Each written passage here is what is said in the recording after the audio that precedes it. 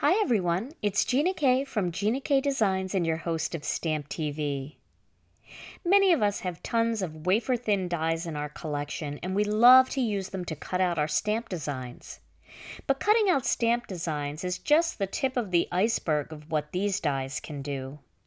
And today on Stamp TV, I'm going to show you how you can mix your wafer-thin dies with our Masking Magic masking paper and your favorite stencils to create fun cards with open spaces for stamping focal images and more. The first card I'm going to show you uses a stamp set called Wise Old Owls, and here are the coordinating dies for that stamp set, and I'm going to use a few of them with the Masking Magic paper, and I'm going to cut this Masking Magic paper using the coordinating dies. So to begin, I have a piece of the Masking Magic paper here, and I'm going to lay that down onto my Spellbinders die cutting machine. Then I'm going to place a couple of the dies onto the Masking Magic paper. I'm not going to stamp these images first. There's no need to do that. I'm just going to create white space on my cardstock by cutting out the shapes first, and then I'll be adding the designs later. So once I have all these designs in place, I'm going to put on my top plate and then I'm going to run these through my machine. Now once these are all cut out, and you can see how easily they just fall right out of that masking paper, and I have a couple of the other ones here, I'm going to apply these to my cardstock. Now for the stenciling part, what I'm going to be using is some soft stone dye ink. Then I'm also going to be using the amalgam ink in Skeleton Leaves. And you can blend the amalgam ink with the dye ink easily on any card. People think our amalgam ink is only for stamping and coloring, but you can certainly use it for ink blending and other things. So I'm going to start by placing these pre-cut masks onto my piece of cardstock. I'm just going to peel off the back liner, and then I'm going to start by placing the first one in the middle, and that's going to allow me to space the other two evenly. You don't want to start on one side or the other because they may not be easy to even out that way. Starting in the center allows you to place the other two owls on either side of that first one and evenly space them. So there's the second one, and I'm going to press that down. And I'm really putting pressure on. I want to make sure the masking paper is completely stuck to that cardstock and it doesn't lift at all during this process. But the Masking Magic is so low tack that when you pull it off, it doesn't tear the paper and it leaves no residue at all. So now I'm going to flip this over onto my water droplet stencil, and then I'm going to use some of the Thermoweb purple tape to tape that cardstock onto the stencil from the back. This way I don't have any spots that won't be inked on the front. Now once that's in place, I can flip that over and I can tape it down onto my work area. I like to do this so nothing shifts when I'm ink blending. So the first color that I'm going to use is the soft stone, and I'm going to use one of the Picket Fence life-changing brushes to blend this ink. I'm really going to pick up a lot of ink here. This is a very beautiful soft gray, and all of our inks will dry up to match the coordinating cardstock. So they go on a little bit darker than their ultimate color. Once they dry up super smooth, almost with an airbrushed finish. So as you can see, I'm using a circular motion and I'm rubbing that gray ink all over those three owls. So the owls are going to be encased in the gray color. And then I'm going to bring the next color in from the top and the bottom and blend it into that gray ink. So now my next color is the Amalgam Skeleton Leaves ink.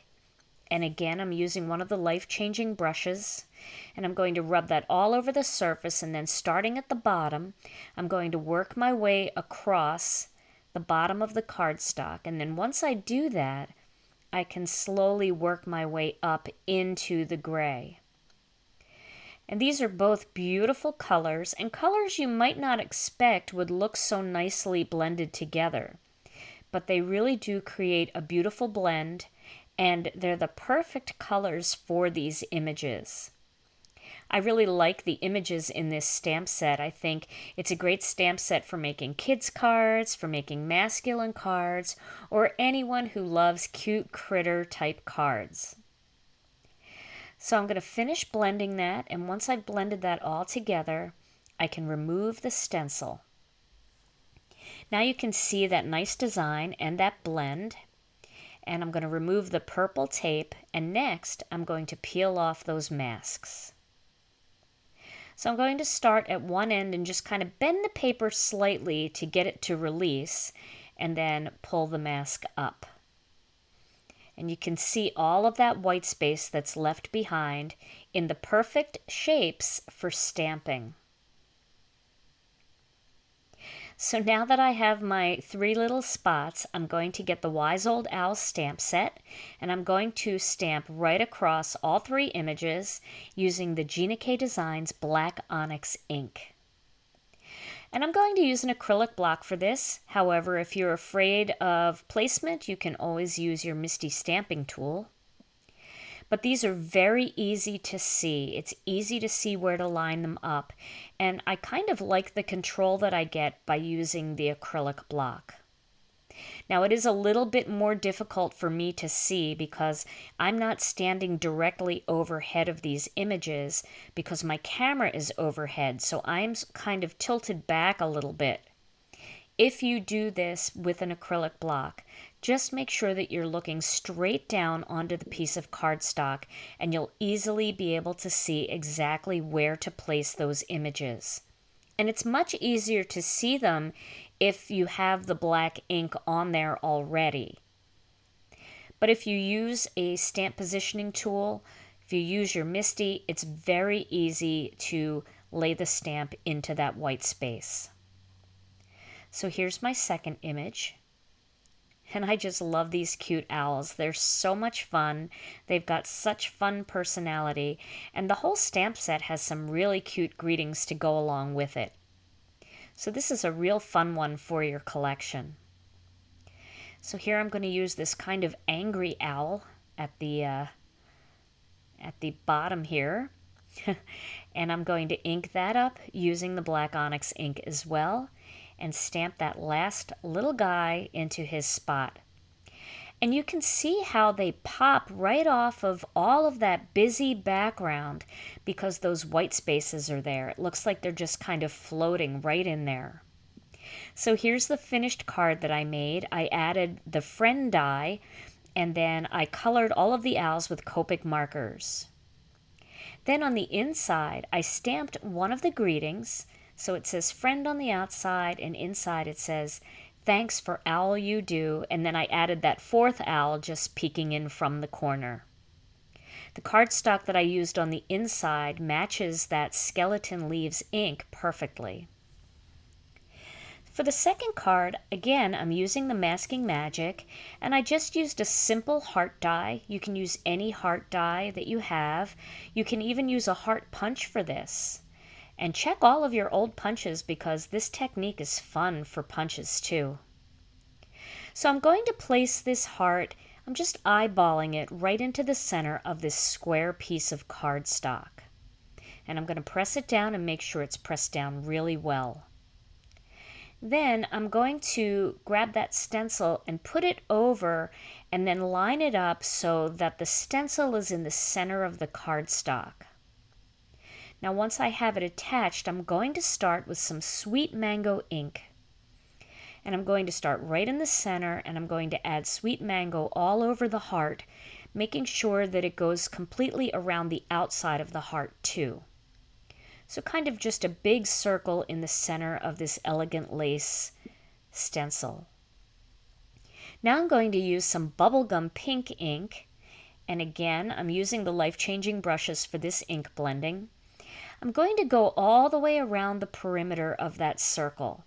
I'm going to start at the top or at the bottom and go to the top and do kind of one half and then do the other half.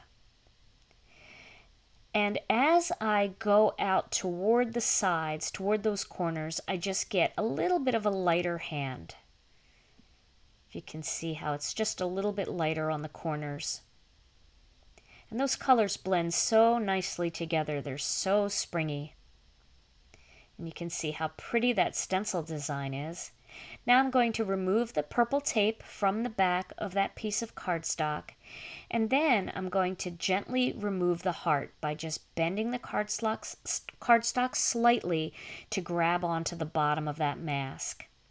Now I have a great open space there to choose an image, and I've chosen this little bird image from the All You Need Is Love mini stamp set, and I'm going to stamp that right into the heart. It's a perfect shaped stamp for that heart. I just love it. And so you can see how nicely that fits in there and how cute it looks. So here's my finished card project, and I colored the bird with Copic markers, added a little bit of gel pen for some dots, and then inside I used a greeting from All About You. So I have thankful on the front using a die, and I don't know what I would do without you inside. Now my final card, I'm actually going to use a Christmas stamp set. And this is the Christmas Magic stamp set, but I'm going to use the little fairy image. And I think that fairy image just works great for any time of the year, depending on how you color her. So I'm going to make a birthday card using this, and I'm using the coordinating die for that image. Now I'm going to cut it out just on the masking paper. And I reuse every little piece of masking paper as many times as I can. So once I cut them out, I let them dry and I save them with the stamp set. So you can use them over and over again until they really lose their tack completely. So I'm going to pop this one out of the die, and then I'm going to adhere it to my cardstock. Now I'm going to lay the stencil on top of my cardstock because this stencil is a segmented stencil.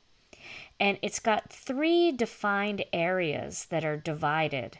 And I want to kind of make the little fairy kind of look like she's standing on one of those lines.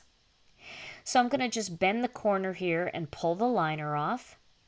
And then I'm going to place that mask right about where she would be standing on one of the lines. And of course, you can adjust your stencil to make it perfect. So once I have that all pressed down and I have my stencil on top, I'm going to start with some wild dandelion ink.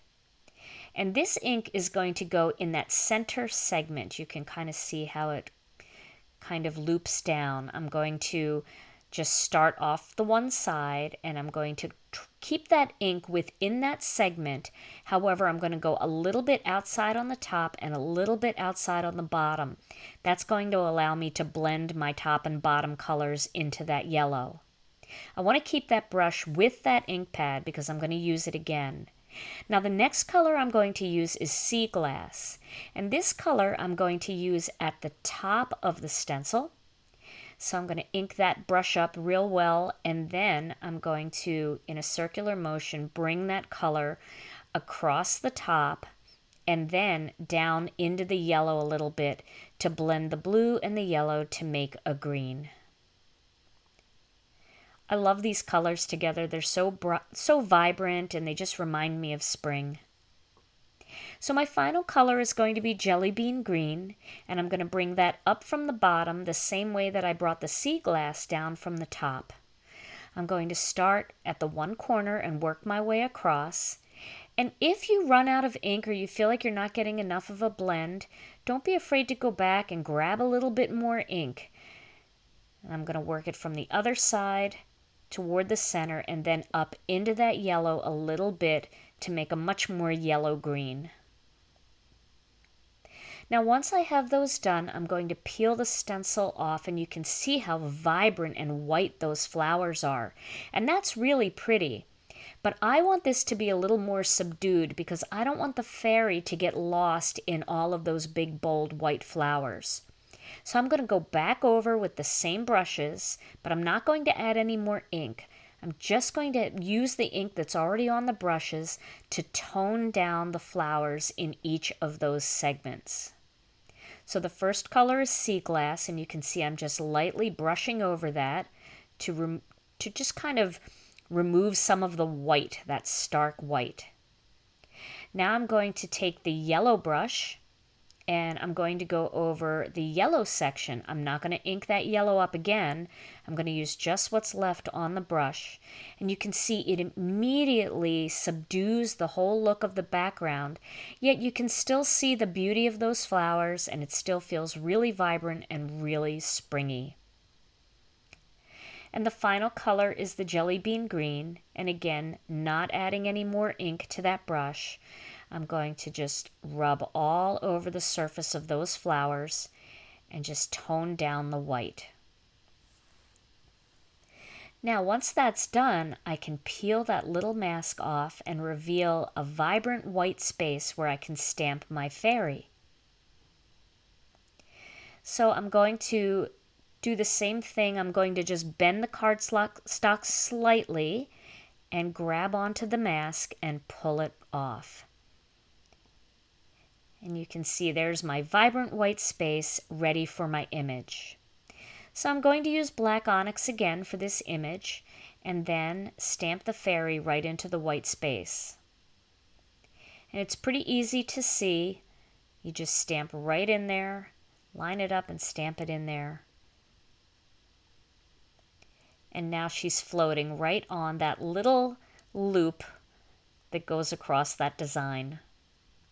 And here's my finished card. I colored her with Copic markers, and I also used a little bit of glitter for her wings, and I added a few sequins to make it sparkle. The greeting is from the Make-A-Wish mini stamp set, and for this card I didn't add anything inside because I'm not sure who I'm sending it to just yet. By masking images prior to stamping them, you can create beautiful flat cards that are easy to mail and have a unique look all their own. I hope you've enjoyed today's video, and I hope you'll give this technique a try. And if you like today's videos, here are a couple other videos you might enjoy. And make sure you hit the subscribe button so you always know when a new video is available. Thanks so much for watching, and have a great day.